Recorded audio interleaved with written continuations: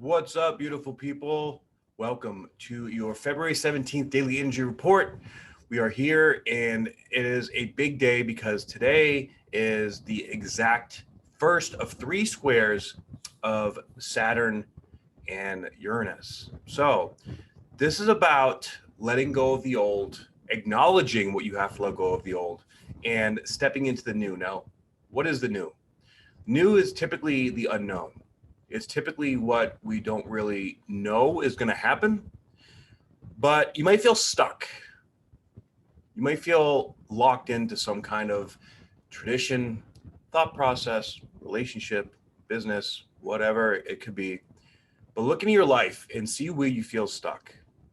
And then see what you're holding on to that deep down you know is not serving you anymore. Yet for whatever reason, for some reason, usually it's a subconscious belief system that is keeping us held in this place. This is bringing that feeling up to the surface, very much so. Now, this is going to be something that we're working through and feeling out for the entire year. Because both planets are direct, this means that we're really looking at and doing a review of everything in our life that is sitting there and telling us that, maybe we're telling us that, this is something that we need to maintain stability, because Saturn is all about stability, security, structure, right? But there's something about that structure that needs to go. And with that, it requires a lot of internal navigation. Okay. So Uranus and the moon is going to be exactly conjunct Uranus today with this square. So it's going to be very, very emotional. There could be emotional eruptions. There could be, if you're struggling with money, finances, or values, really. Uranus and Taurus in a big way is all about our value systems. What do we value and why, right? Maybe the value system is sitting in a place that is not exactly honoring self-confidence and self-worth. And we need to look at what we really truly value and feel worthy of to acknowledge and step into. Now, the moon is exalted in Taurus. Why? Well, the moon moves very, very quickly, right? And when it's in Taurus, Taurus makes it slow down a little bit, makes it very grounded, very, very stabilized. But with Uranus there, the stabilization is not quite there, right? It's going to bring up this feeling of this need to move, to shake it out, just shake it out. So allow these energies to, to teach us, to teach you, to flow. We have Venus now, the third decan of Aquarius, which is, this and the sun is at 29 degrees, the anorectic degree of Aquarius. So we're really feeling this Aquarian energy just bumped up all the way to 10, right? It's way, way up there. And, with Pluto as well, at the later minutes of the 25th degree, this is the furthest that we've seen Pluto at 25 degrees in our lifetime.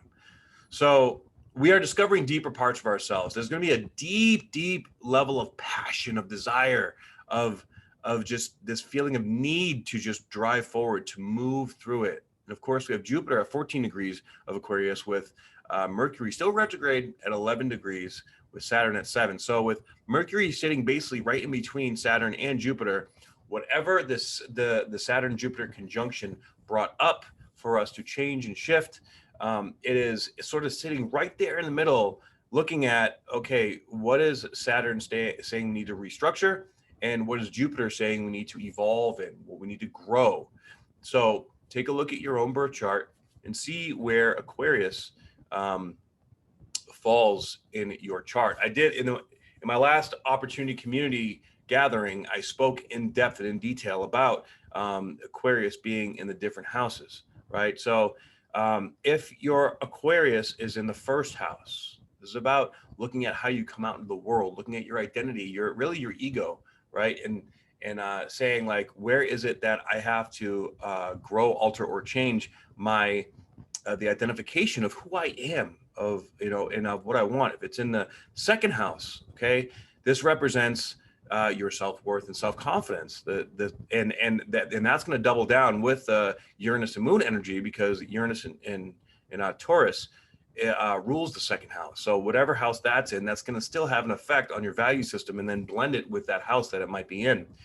Third house, it's a feeling that you need to learn something new, right? It's a feeling of needing, or a deep desire, a craving to step into education and creating new or deeper or bigger levels of community. It also could be about your relationship with your siblings.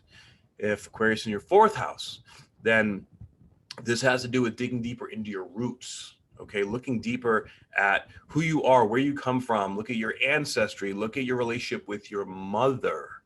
Or if you are a mother, looking at how you're being a mother and how you can improve or increase that kind of energy. If it is in the fifth house, this is about connecting deeper to your inner child to activate or access a deeper level of your creativity. This could also be about a passion project that is an entrepreneurship project at the same time. It could also be about dating and being fun and flirty and, getting out there and learning to have fun again, right? This is like, usually if it's in your fifth house, this is like, you've been having a hard time being too serious or letting yourself just let go and enjoy life, right? If it is in your sixth house, then this has to do with your nutrition, your diet, your day-to-day function, the work that you do on a day-to-day basis. If you are fighting or resisting it, this could result in, gut issues, like nutritional imbalances, right? Like not feeling at your optimal. If you're not feeling your optimal, why? Okay. If it is in the seventh house, then this represents your significant intimate relationships, your marriage partner, enemies, open enemies that are trying to hold you back or hold you down. It's a challenge to really see how you want your significant relationships to look, to be, how you want to be in these relationships and whatnot. Okay. If it's in the eighth house, this represents your sexuality, how you approach your sexuality. This could, bring about like a Kundalini activation. This could also be your connection to your intuitive guidance, your emotional empathy, how you feel energy, and your connection to other people, like collaborations and whatnot. If it is in your ninth house, then this represents your belief systems. This represents wisdom, like true.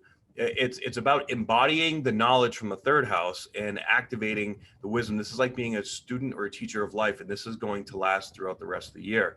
If it is in your 10th house, this is revamping, re-identifying what your career goals are, what you want to, you're leaving your legacy, and really making the next biggest statement, really stepping into the true power and nature of who you are as a like as an influence in the world, right? This could also be about, if you're a father, looking at or your relationship to your father, right? Like looking at what that relationship is meant to teach you, how you can be a better father, or how you can just be like the equivalent of what a father figure means to you. If it is in the 11th house, then this represents your vision for the world and connecting with the world, connecting with with everything that is out there that you want to be. This is also a part of your legacy, similar to the 10th, but this is going out there and actually getting into the world and making shit happen.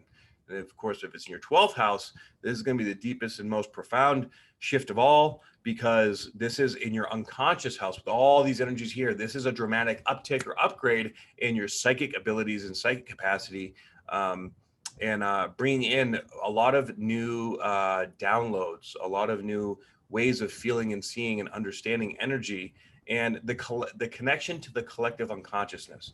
Okay. So wherever this energy is affecting you, this is going to be like sort of the first of three sort of checkpoints, if you will, where it's saying this is where this year you need to grow, you need to transform, you need to change, you need to increase your level of responsibility in your life. Okay, so those are the major energies for today. Allow it to unfold. The Saturn energy is about control. And of course, we have Saturn sextile to Chiron and Chiron semi-sextile to Uranus.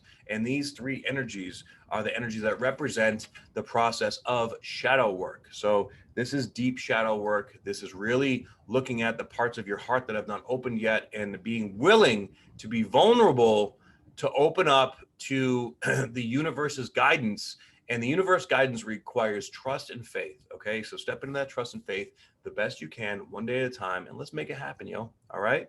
So thank you guys for tuning in. Thank you for watching. Thank you for liking, for sharing, and subscribing.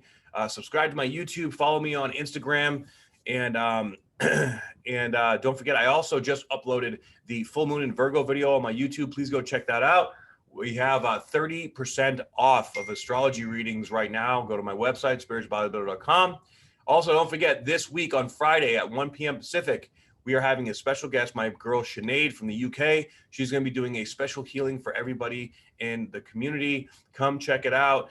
I'll be sending out an email on Thursday with all the information to connect with us on that. So if you'd like to get on my mailing list, download my free ebook, Decrypting the Language of the Human Body, and you'll be putting them on my mailing list, and we'll make that happen. All right. I love you all very much, and I hope you have a beautiful, beautiful February 17th. Until the next video, aho. Have a blessed day.